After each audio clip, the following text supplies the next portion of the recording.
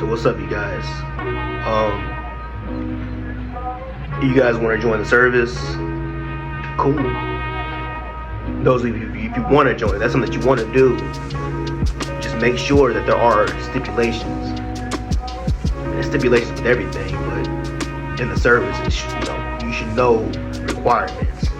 And I want you guys to do the best you can do, be the best that you can be, and I hope and pray that you guys have a fulfilling career. But anyway, for people like me, I didn't have that. In fact, it sucked. I had good moments though, but I had more issues than anything. Think of it like this: it was more of a like a stigma when it came to me. It felt like no matter what I did, it was always a problem. Back in 2017, 2018, around that time, I was in the Marine Corps, and I'm the first person in my family, on both sides, to be a Marine. So I still honor that. But the shit I dealt with while I was in, I wouldn't wish that on my worst enemy. Only because when I checked in, I'm not gonna lie, I checked in, I was tired. I came in at like around 2:08 in the afternoon. No, I'm sorry. I came in at like 4 o'clock in the afternoon, but I didn't have to check in until Monday morning. So anyway, I checked in on Monday morning. Everything was sharp to the T. Haircut was a little fucked up, but hey, it is what it is.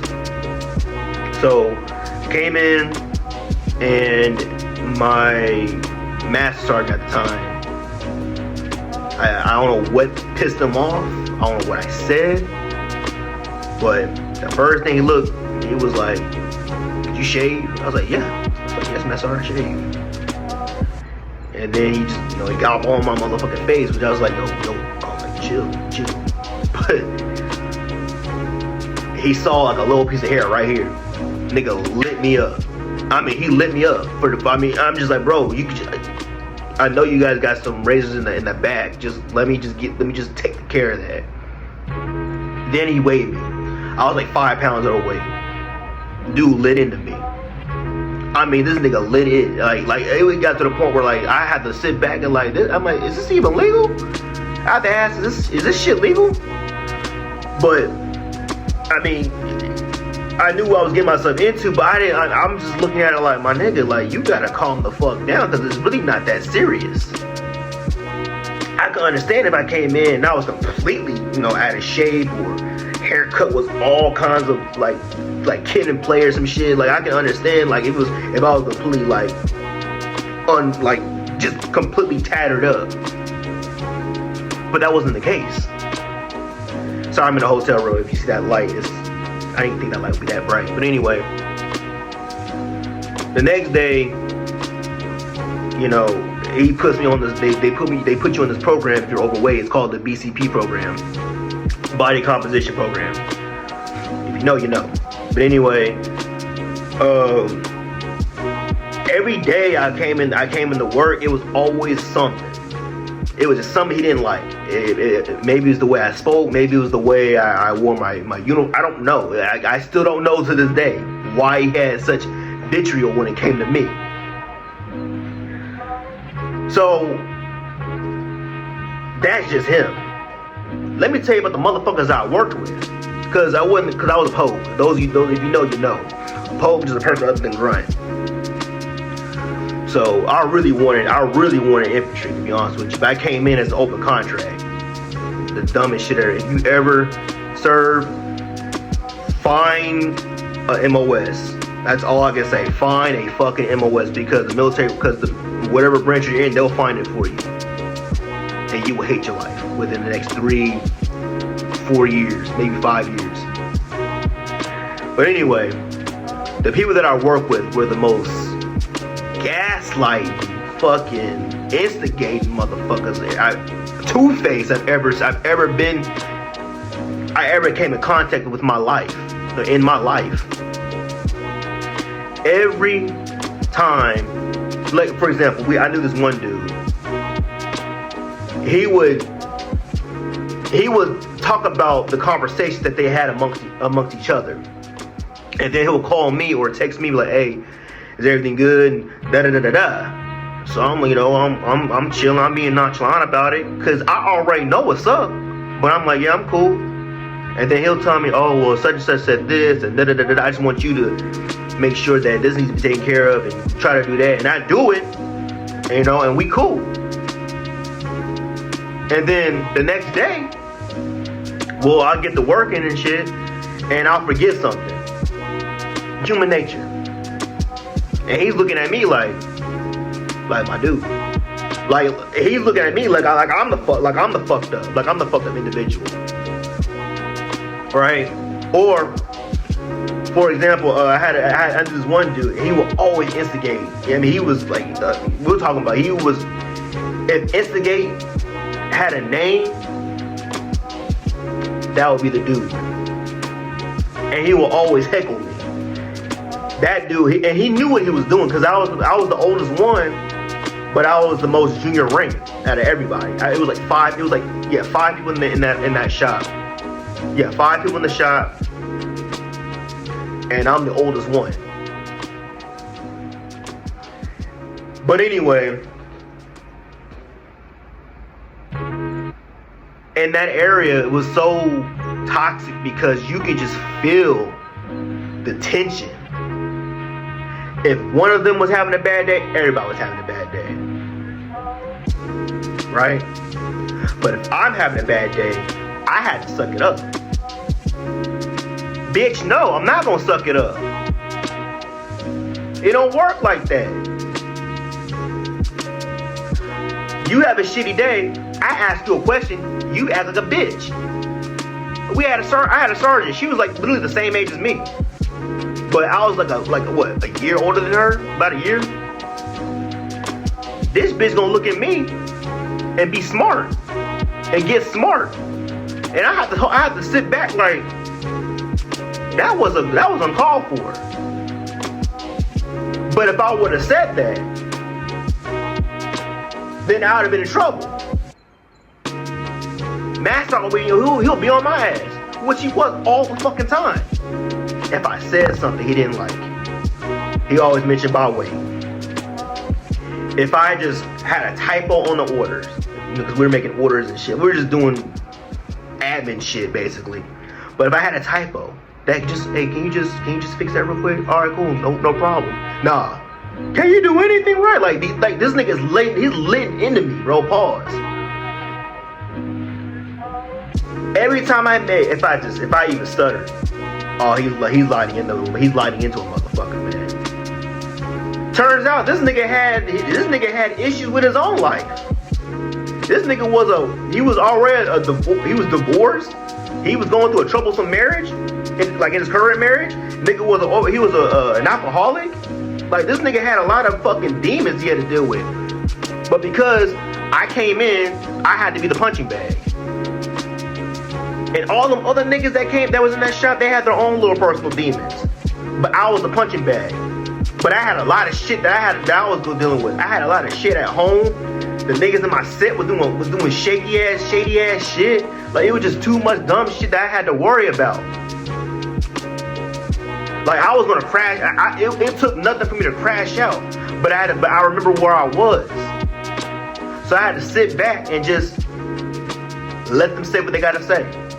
Imagine being in a situation where you gotta let motherfuckers talk to you any kind of way they want, treat you any kind of way they want, and you can't do anything about it. That's what it was like for the past 3 motherfucking years in the Corps.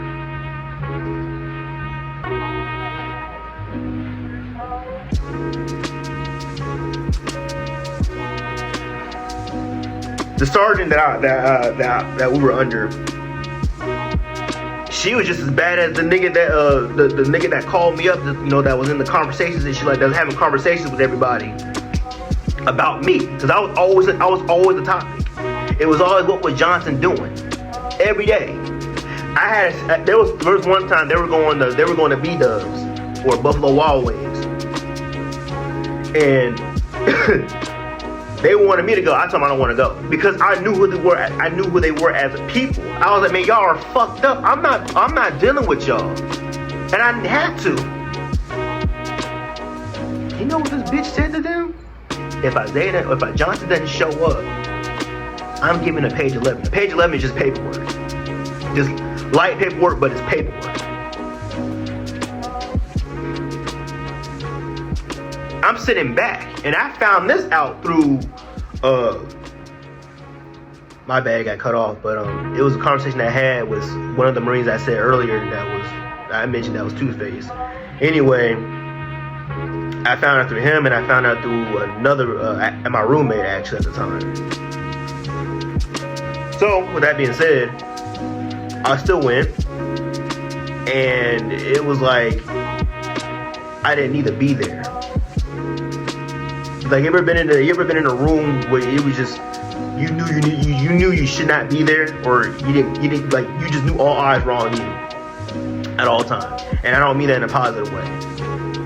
Anyway, we all get back home. Next day we go back to work, and everybody's just doing what they normally do. Everybody's working and shit until one of the other Marines that I had beef with, the one that I call the heckler. He's like, Johnson, you don't like hanging with us, don't you? Or you don't like hanging with us, do you? I'm looking at him like, dude, look, man, leave me alone, please. Please leave me alone. Because I didn't want to be fucked with. Monday morning, who wants to be fucked with on a Monday morning? And I already knew I didn't fuck with anybody in the office. I said, I'm going to be honest with you, man. None of y'all fuck with me. So how am I supposed to go with that? How am I supposed to go with that? And they're looking at me like, what makes you say things like that? And I'm telling them, like, bro, every time I say anything, I gotta walk on eggshells. If I say or do anything, I have to walk on eggshells. And so they try to gaslight me and to make it seem like I'm the problem.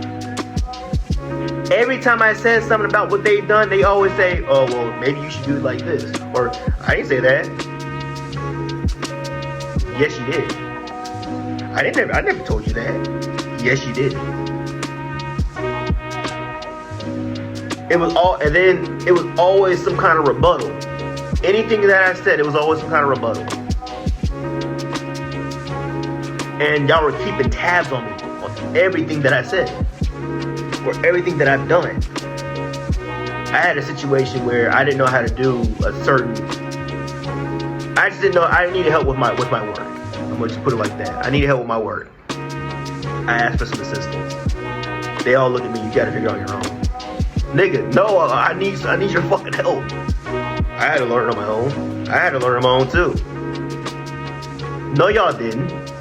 And even if you did, you probably had some leverage. I don't have anything. I learned nothing in my MOS school. Because when you go to your MOS school, it's completely different when you go to the fleet. So basically, good luck. So I'm asking for some help, and it got to the point where I had a Q05 that was our, we call it a Perzo. He was pretty much like the main guy that looked at our orders and shit like that to make sure they were good to go. Then they go straight to our major. He signs off on them, and then we get it routed back to us. Anyway, he's mad at me because he wants to go home. Mind you, it's 5 o'clock in the afternoon. I'm sitting there asking for some fucking help. No one's helping me. So then I finally get some help, and they're looking at me like, "Dang, man, you're so fucking pathetic. Like you can't do anything." And I'm like looking at them like, "Bitch, I can't do this shit. I need your fucking help." And y'all left me alone. And then they're trying to give me their own little side story, sounding some fucking, "Oh well, I had to learn how to do this on my own." No, you didn't, because you had help. I know you had help, because there's no way you figured this shit out. Once again, I get called to the office. Master, he just light me up, man. And he's always bringing in my weight. Always bringing up about how I am as a Marine. Trying to bring up my personal life, which you are way you're way out of bounds. You have no right to talk about my personal life when you got your own shit going on. Motherfucker. Get your own shit in order before you come at me. And all you little bitches that was in the office, bro, I hate y'all. Y'all made my motherfucking life a living hell. I couldn't do anything without being ridiculed. I couldn't do anything without being judged. I had to walk on eggshells every fucking day. And you know what's even more fucked up? Every person that stepped in that office, they felt the tension. They should know where it was coming from. Until they found out. And it's kind of funny how they pulled me to the side and they asked me all these questions. Like, hey man, is everything alright? Is everything fun? Because I ain't gonna lie, you don't need to be in the office, man. It's kind of funny how they pulled me to the side. And I don't even know these people. Not like that. Until I end up, obtaining a relationship with them in time. We had new Marines come in, right? Even they picked up on it. See, at first they try to play the bullshit card to make it seem that I was the problem, and then they started seeing things for what they really were. And they're like, anyway, it's amazing how they could pull me to the side and they ask me all these questions. I'm looking at them like, shit, I got to deal with. But we also had 2 other Marines that checked in, and they started seeing things for what they really were. What they really are. And they all look at the common denominator. They all look at the common people. I said the common denominator. They all look at the 3 common denominators, or just the 3 people. Actually 4. Well, really 3. I'm sorry, 3. No. Take that back. It's 4. Take that back. It's 4. But anyway, I had to deal with these niggas for a very long time, and then it got to the point where they hated each other. And I'm looking at, bro, you guys are toxic. Every last one of you guys are fucking toxic. Y'all are fucked up. You guys have your own personal demons, and you guys are just constantly fucking with me for whatever reason. I remember one time my sergeant, she pulled me to the side. We go in the conference room. She's over here crying, talking about some fucking, Johnson, I just hate the fact that you're, that you can never, basically she was saying things like, it sucks that you have to deal with a Corps like this. And I'm sorry, and I'm looking at her like, you guys made it like this. I got to the point where I just didn't give a fuck anymore. Because y'all didn't give a fuck about me. We were supposed to be like a family, and it felt like I was a redheaded stepchild. So I stopped giving a fuck. I stopped caring. And then when Master started lighting y'all, he started lighting y'all's asses up. All I could do was shake my motherfucking head. But when y'all got an issue with the heckler, then it became a serious problem. And the funny thing about that was, the heckler came up to me. This is around the time I was about to get out. And he was like, yo, Johnson, I'm sorry for everything I've done. But I actually see who these people are. And I just shook my head. I'm like, bro, it's a done deal. I'm getting out. I forgive you, and I appreciate your apology. My motherfucking time in the Corps was the worst because I was in a whole fucking soap opera. And it's funny how he had to see things for what they really were, bro. All the Marines that were they were getting chaptered out, every last one of them was saying the same exact shit. And all I could do was just shake my head, man, because I was right, and I knew I was right. But imagine being right and still look like you're wrong, or still basically imagine being right and people still look at you like you're wrong. That's what it was like. I'll never forget that. So and I am bitter about that shit because now they get to live their life however way they want, however way they please. But I gotta go through hell again. But now it's civilian. I was better off not even joining. Every day I look out there and I'm just like, man, what the fuck did I do to deserve this shit?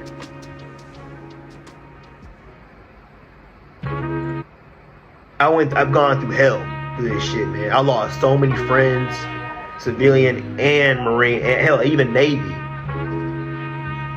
I had no peace. The only peace that I had with a few selected people that I surrounded myself with, and they seen what was going on.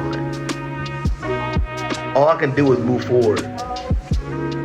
So don't let my story discourage you, because your journey will be different from mine. Just keep the Most High on your side.